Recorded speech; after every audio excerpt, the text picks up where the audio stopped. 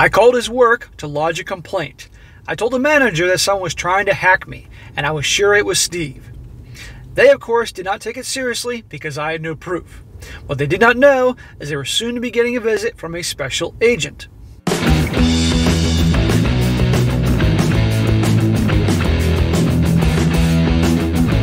Welcome back to They Did What? Your source for the internet's craziest, most entertaining stories, where I go over them, analyze them, and most certainly make fun of them. Today, I'm going to go over a story titled, "My Ex and Her Boyfriend Hurt My Daughter and Tarnished My Friend's Reputation, and I Seek Revenge." And guys, this story is all about a guy who's married the wrong woman like many guys before him, and sadly many guys after him. Had a very rocky up and down marriage, but ultimately it didn't work out. But you're going to see that here, this guy has a daughter with this woman. She has other stepchildren, and she is truly also, not aside from being the wife from hell, the mother from hell. But unfortunately, even though she's the mother from hell, she gets to be around her daughter all the time. And you're going to see here where this woman definitely crosses the line in terms of how she treats this guy's daughter. And while he was willing to endure a lot of things with her, when they crossed the line with how they were treating his daughter, that was Mount St. Helens, Vesuvius, all the big destructive volcanoes all together rolled into one. And this guy lays waste to these people that mess with his child. That'd be a good one here. I thought you guys would definitely enjoy, especially you parents that ever had your kids messed with and how you were pushed too far and you unleashed hell. So it starts off, he says, to start off, this is a throwaway account as I don't want it to tie back to me. Also, buckle up as this is going to be a long ride. These events took place over several years. I hope it's worth the read. Well, it's definitely interesting and entertaining. I'm going to begin with the main players in this story. Me, my ex-wife Pepper, revenge target number 1. Her boyfriend Steve, revenge target number 2. The boyfriend's ex-wife Maria, a co-partner in the revenge. My daughter Sarah, and my friend Jason, an accomplice in the revenge. With that, let's get to some backstory out of the way. So Pepper and I had a very up and down marriage. It was one of those, I was madly in love with her, but looking back, I think she was in more for the money and the convenience. Well, there's a big surprise. She had one son that we'll call Drug, because he was and still is a major drug addict. Before we got married, and I also had one son, name is unimportant, that I had full custody of. While married, we had Sarah. I toughed the marriage out for as long as I could, but eventually we just couldn't keep it together. We separated, and due to traveling for some work and having custody of my son, I moved back to my hometown a few states away so my parents could help out, but kept an apartment in town that Pepper and Sarah lived at so I could spend as much time with my daughter as I could. At this time, I asked my best friend Jason, who is a lawyer and owns his own law firm, to do a child support agreement for the both of us. It is very important to note that we only addressed child support. It had nothing about custody or visitation or anything else in it. So for about a year, this was how it would work. I would spend a month with Sarah while my parents watched our other son. Then I would spend a month with my son. Almost exactly a year later, I could no longer afford keeping 2 households, and Pepper was wanting to move back to her hometown, which was in a different state, but closer to where I lived, so I gave up the apartment and she moved. The new situation continued for a couple more years. Pepper and I remained friendly and even tried to reconcile the relationship a couple of times, but it wouldn't work out. Well, if it didn't work the first time around, what makes you think it's going to work at the second or third time around? But a lot of people, when it comes to their emotions and matters of the heart, they're not going to think logically. This is why I do what I do and share these stories, so maybe it might help some people not make some of these similar mistakes. Hopefully. I was still deeply in love with her, but we couldn't come to an agreement on things like where to live and such. I forced myself to try and move on and started dating. She had been dating basically from the day after I moved out. Well, there's a big surprise. I guarantee you she already had this dude or some other dudes lined up already. That's usually how it works. Even though I still loved her, our relationship moved more into good friends and husband and wife. So she finally meets Steve. I never was told much about Steve other than he was a certified ethical hacker, and that is what he did for employment, and this is important later. While they were dating, she would send me texts about their dates. She even texted me the day they first had you-know-what together. This deeply hurt, and looking back, I think that is what she wanted, but I tried to play it like the part of a good friend and confidant. Look, you can be friends and not have her telling you about her sex life. I mean, come on, dude. Yeah, you were married and you're trying to be civil and all that, and also you share a child together, but what the hell? Steve and Pepper have been dating for 6 months when out of the blue, she tells me they broke up and she realizes she is madly in love with me. Sure. Since at the beginning of summer, she packs some suitcases and heads to my state. They're going to spend the summer with me and see if they like it or not. We had an amazing summer. All the kids were getting along. Drug even loved to hear. So she makes it official we are back together and they are moving in. We went and registered my daughter for school. We were even able to get her on a Pee Wee cheerleading team for the summer. She made several friends and was loving being here. There was only one problem. Pepper still had an apartment that had all her furniture and stuff in it. I offered to go up with my truck and help load everything, but she insisted that her and Drug can get it done. So off they go to pack up and then head to their new home. Again, the fact that he's still in love with her and she's known it all along is how she's able to get her way with this guy, right? She was doing it on purpose, talking about her sex life with the other guy, amongst other things. She knows how to mess with this guy, and you're going to see what I've said all along proves true. As you can guess it, things didn't go as planned. Imagine that. She was home for about 3 days when she informs me that under no circumstances will she move and that she and Steve are in love and are moving in with each other. Now wait a second, wasn't she saying just moments ago how she's so in love with this guy? Probably tells me Steve is her bad boy, Chatter Tyrone type, and he kicked her to the curb, so she went to this guy in desperation, or to set things up for a secret plan, and now she's back with the guy she really wants. I couldn't understand, he says here, to say I was destroyed was an understatement. I couldn't understand why she had done it. The worst part was that she left it to me to tell Sarah the bad news. Oh, what a great mom. She's basically abandoning her child. When I told her, the devastated look on her face started turning my feelings of hurt into feelings of anger. Then Sarah broke down and started begging to stay with me and started spilling the beans. She told me things about how her mom would leave her with Steve for days and leave Drug in charge. Sounds like child abandonment to me, given that the guy was a drug user, and I don't know if he was a legal adult. She had to learn how to cook for herself at 8 years old because Drug would spend the money on, drugs and spend the whole time high.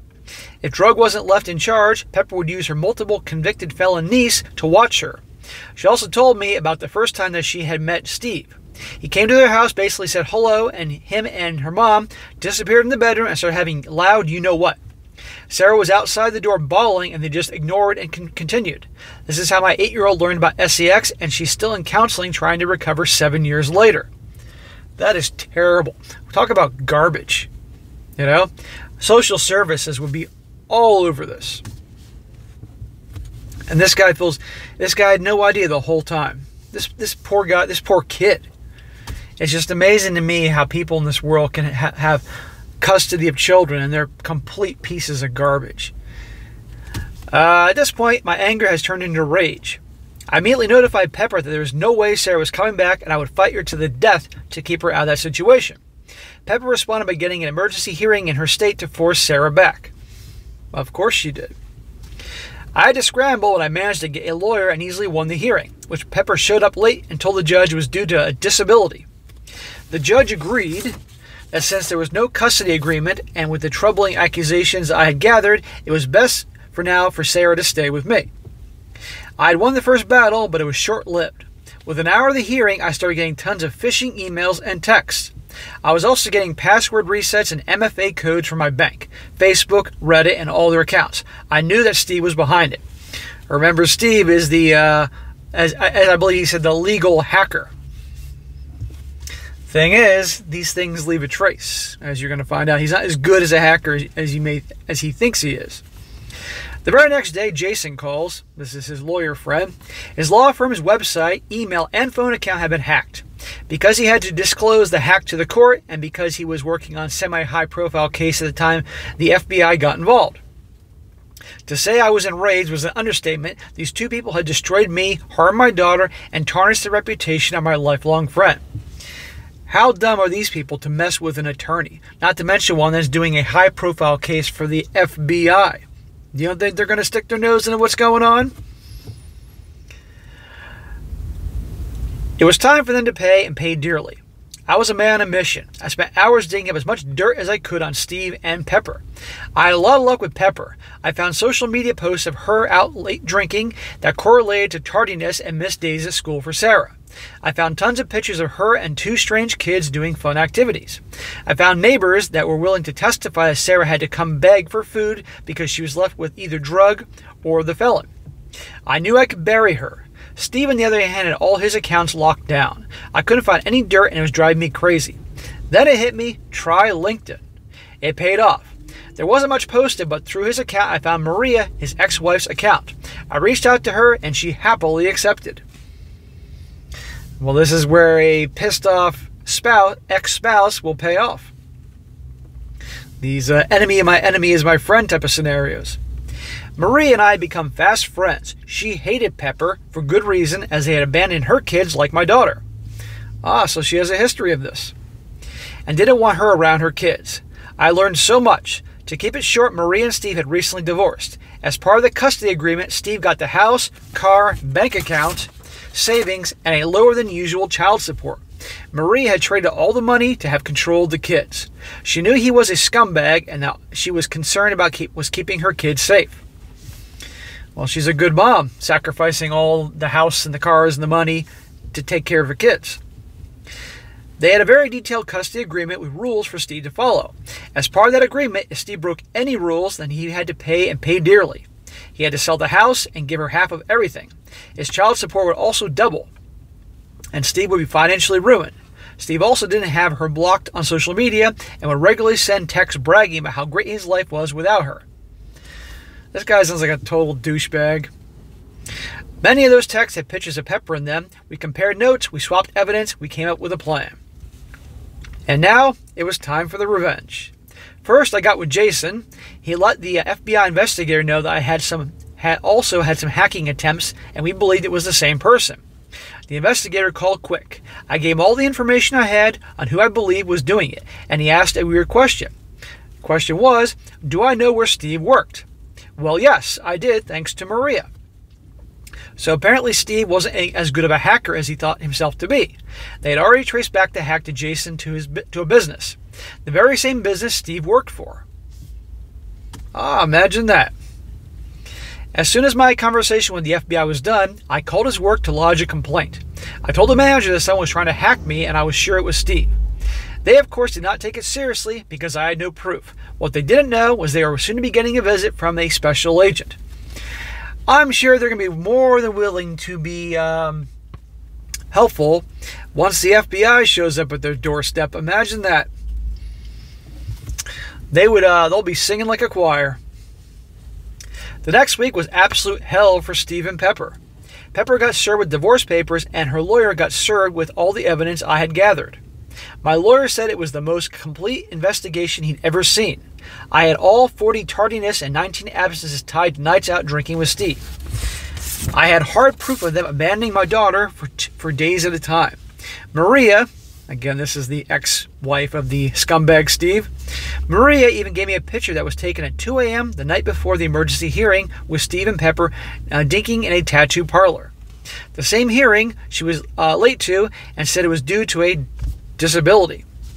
Steve got served that he had violated the entire custody agreement. Maria had pictures from me proving he was with Pepper on nights the kids were with him, and they were left alone. She also had proof that there was contact with Pepper, and that violated the custody agreement. The fallout was awesome to watch. Steve was fired. Between my complaint, another older complaint of him hacking, and the FBI showing up, they had no choice but to fire him. He did avoid any legal issues as the FBI could never tie him directly to him. The word spread of why he was fired, and no one would hire him in an IT job ever again. Well, this guy's in trouble because he violated the agreement, so now he has to hand over, I guess, his share of the house, cars, money, and now he has to pay more child support and can't get a job. He had to sell the house, liquidate all the investments and bank accounts, and give half to Maria. His child support got to stay the same since he no longer had a source of income. Well, once he gets a job, that'll change. Last I heard, he was working at a grocery store. So in total, his income went from 200 plus K a year to less than $40,000. Ha! That's where you can hit someone like that where it hurts. Money. As for Pepper, the divorce was swift and painful for her. The judge ruled in my favor for all counts. I got sole custody and sole decision making. She was forced to go to counseling, and her and Drug can only visit Sarah with a third-party supervisor paid for by Pepper. She shouldn't be around that girl at all after all the things that happened. And that low-life half-brother, that son of hers who's always high and all that. No freaking way. That only messed her up more. Why do you think the girl's in counseling? Because she was hearing her mom and that dude getting it on there. Her mom would abandon her for days with that low life or some other low life. I would never, ever let that happen. I mean, if the court said I had to, fine. That's one thing, but I would do everything to sabotage that. Says here, Sarah's doing much better. She still needs counseling, but she thrives in school and has many friends. She very rarely sees her mom, but she is much better off without her. Hell yeah. Well, that's a great story. And this guy, very foolishly, like many guys in the stories I cover, he let his heart do his thinking, and look where it got him, right? And that one was just jerking around, taking advantage of him. But in the end, guys will take so much, but you cross with someone they really love, their children, oh, now it's on. And that's exactly what happened. She got hers, and that D-bag Steve got his. And that's a good thing to hear. Justice is served. I still don't think that his daughter should be around her mother and her scumbag son, but fight one battle, win one battle at a time. Anyhow, guys, that'll be a good one to cover there. It's always good to hear a good story like this where justice is served in the end. All right, guys. That is it for today. Be sure to comment down below. Let me know what you think about this. Let me know if you guys have any crazy stories like this that dealt with these type of scenarios with the divorces, the kids, and all that. I'd like to hear about it. And if you come across a crazy, entertaining story like the ones I cover in this channel, by all means, email it to me, strongsuccessfulmale@gmail.com. Just give me time to get to it. Just provide the links to the story. Make it easy as possible for me to get to it, and I'll definitely do it down the road. I'll give you a shout out. And be sure to like the video, share it with your friends, and subscribe. And I'll catch you next time.